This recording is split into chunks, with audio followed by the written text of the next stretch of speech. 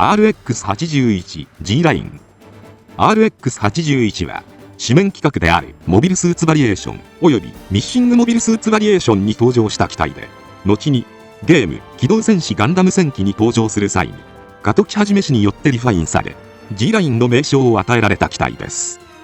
当初はガンダムの完全量産型として開発されていましたが、計画は一時中断。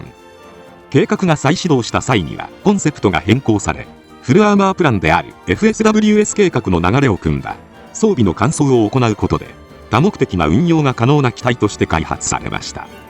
今回はそんな G ラインについて解説させていただきます。一年戦争末期、連邦軍はコストと生産性を重視した簡易量産型の事務とは別に、ガンダムの完全量産型機体の開発も計画していました。その中で初期プランとして想定されたのは、格闘戦性能の向上を目的としつつ、ニュータイプが登場した際のガンダムに相当する性能を持つ量産型モビルスーツというものでした。しかし、計画は一時中断され、一年戦争後に再始動しますが、初期プランは全て白紙に戻されます。その後、FSWS 計画のコンセプトを踏襲し、装甲・兵装を交換することで、様々な状況に対応できる機体として開発されたのが G ラインです。しかし、連邦軍による軍縮の煽りを受けたので、結局、少数を生産しただけで開発中止となりました。その後は実戦投入されることもなかったようですが、ゲーム機動戦士ガンダム戦記では、格納庫で眠っていた2機が、遊撃特務部隊ファントムスイープに配備され、ユーグクーロとシェリー・アリスンによって運用されていくことになります。本機は、基本フレームをベースに目的に応じてスタンダード、ライト、アサルトと呼ばれる3種のアーマーが存在し、そこにさらなる強化を施したフル装備仕様も存在します。またガトリングスマッシャー、ミサイルランチャー、アサルトキャノンの3種類の追加装備も用意されていて、これら3種類の装甲と3種類の装備を組み合わせて運用することが可能です。ベースとなる基本フレームは素体ながらガンダム7号機のノウハウを応用して開発されたため、ガンダムと同等の性能を有しています。しかし、アーマーを装備した状態での運用を前提に設計されているため、装甲はかなり薄く、書籍、モビルスーツコレクション、大河原邦夫モビルスーツ最新設定集によると、装甲にルナチタニウムを使用しているものの、被弾した場所によっては、ザクマシンガンでも行動不能になると予想されています。そのため、作中では、基本的にアーマーをつけた状態で運用されていました。武装としては、頭部に搭載されている 60mm バルカン、そしてバックパック上部にビームサーベルとオーソドックスなものを持ちます。基本フレームにアーマーを装着した標準的な形態として、まず汎用性重視の G ラインスタンダードアーマーがあります。モビルスーツバリエーションの時点ではスタンダードという名称でしたが、ガンダム戦記に登場した際にスタンダードアーマーと名付けられました。ガンダム戦記では主にシェリー・アリスンが本形態で G ラインを運用しています。戦闘持続時間の延長と前線維持を目的としたバランスの良い形態です。剣部、胸部、脚部にスラッシャーを内蔵した増加装甲を設けることにより、機動性と防御力が向上しています。武装としては、まず基本フレームと同様のものに加え、専用兵装としてショートビームライフルが用意されています。フル装備仕様では2機のスタビライザーを持つバックパックを装着し、両肩にガトリングスマッシャーユニットを装備することで機動力と攻撃力を底上げしています。機動戦士ガンダムバトルオペレーション2などではこの形態がスタンダードアーマーとして登場しているため、馴染み深い方も多いのではないでしょうか。なお、本形態に限らず G ラインは地上用と宇宙用でバックパックが使い分けられていて、基本フレームではバックパック上部にビームサーベルが搭載されていますが、バックパックによってはサーベルラックが腰部へと移動しています。次に高機動仕様の G ラインライトアーマーです。本形態はジムライトアーマーが得意とした一撃離脱戦法のコンセプトを受け継いでおり、増加装甲の装着は最小限にとどめることで徹底的な高機動化が図られました。そのため素体に近い防御力しか有しておらず、機動力を生かした当たらなければどうということはない戦術が要求される機体となっています。また頭部ユニットには遠距離射撃用のセンサーユニットを装着しており、専用兵装のヘビーライフルを用いることで遠距離の攻撃にも対応可能です。さらに、スラスター内蔵の大型スタビライザーを追加したバックパックを装着することで、さらに機動性が向上。ここに、両肩部へミサイルランチャーを装備した姿が、主にフル装備仕様として描かれています。なお、モビルスーツコレクションでは、ビームサーベルなどの近接武器は装備していないとされていますが、リファインされた際に、ビームサーベルも新たに追加され、近遠距離に対応した高機動機体となりました。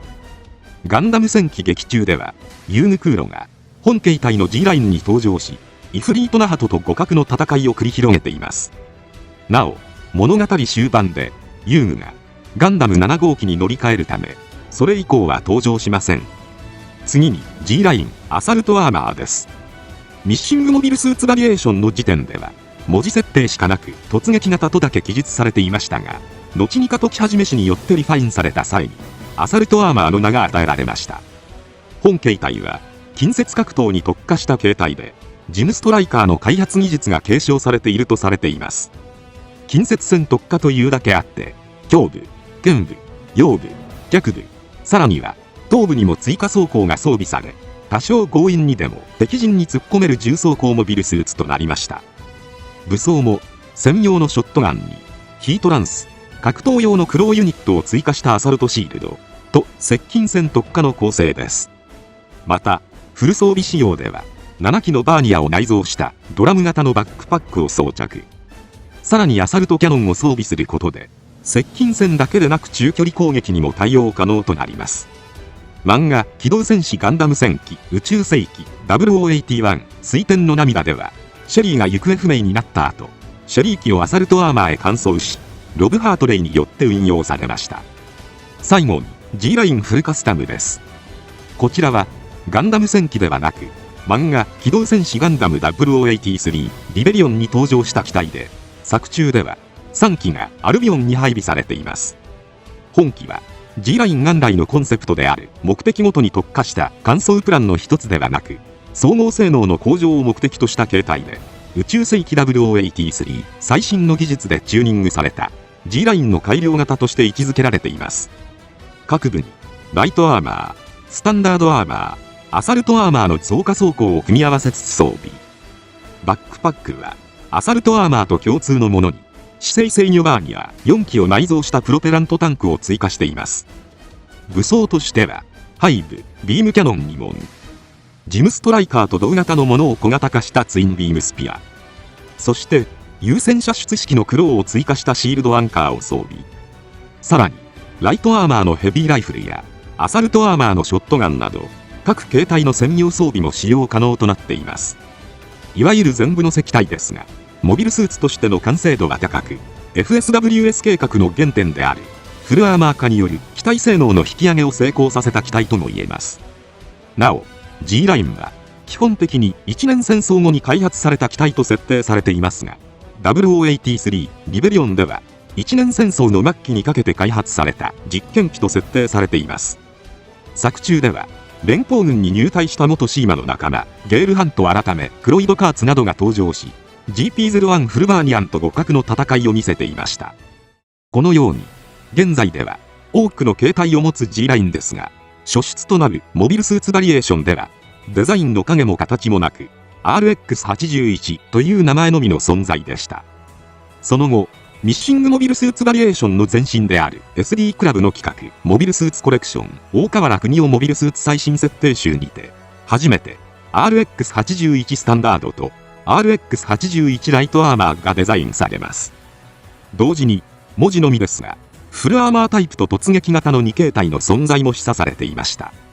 本機のデザインを手掛けた大河原氏曰く、RX81 は、設定が F90 に近いため、似ないようにデザインしたとされています。ちなみに、同企画にて大河原氏は、RX81 は、もう何種かあるのでお楽しみに、とコメントされていますが、今に至るまで、大河原氏が、新たに RX81 をデザインする機会は訪れていません。その後、19年の時を経て、RX81 は、ゲーム、機動戦士ガンダム戦記に参戦することになります。しかし、そのまま登場させるには、ミッシングモビルスーツバリエーションとしての色が強かったため、宇宙世紀0081のモビルスーツと馴染むように、加藤はじめ氏の手によって、ガンダム7号機とともにデザインがリファインされました。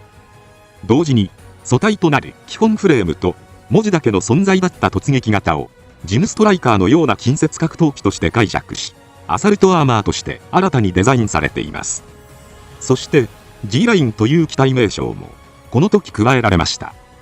また大河原版の RX81 はビームサーベルが装備されていませんでしたが、過渡期版ではリアスカートにサーベルが装備されています。なおアサルトアーマーが装備するショットガンやランスのようにジオン色の強い装備は開発スタッフからの要望ということが明かされています。これはジオン軍にショットガンなどを装備する機体がいることからゲームシステム上の対称性を持たせるため、連邦側にも同じ装備を持つ機体が求められたからと語られています。この他にも宇宙と地球でバックパックが換装されるなどの点からも過渡期版ではゲームシステムを意識したデザインが多く見られます。そして漫画機動戦士ガンダム0083リベリオンにて改良型となるフルカスタムが登場。これをフルアーマータイプと解釈するならば、実に20年以上の月日をかけ大河原氏が想定した形態全てが出揃ったと言えるでしょう。しかし過渡期はじめ氏は G ラインについてモビルスーツバリエーションにおいて新世代ガンダムを思わせる大切な機体と位置づけており、 G ラインを掘り下げる機会はもっと必要だとも語っておられます。そのためこれから先も新たな G ラインの形態や派生機が誕生する可能性は十分にあると思われます。余談ですが G ラインは劇中でジオン兵および元ジオン兵が登場する機会が多い機体となっています。ガンダム戦機でスタンダードアーマーを運用していたシェリー・アリスンはジオン軍から送り込まれたスパイ。0083リベリオンでフルカスタムに登場したクロイド・カーツは連邦軍と取引して身分を偽った元ジオン兵でした。 G ラインがショットガンやランスなどジオン系の武装も装備するのはそんな経緯も反映しているからなのかもしれません。今回はこれで以上となります。チャンネル登録されるかはお任せいたしますので、もしよければもう一本動画を見ていただければとても嬉しいです。最後までご視聴いただきありがとうございました。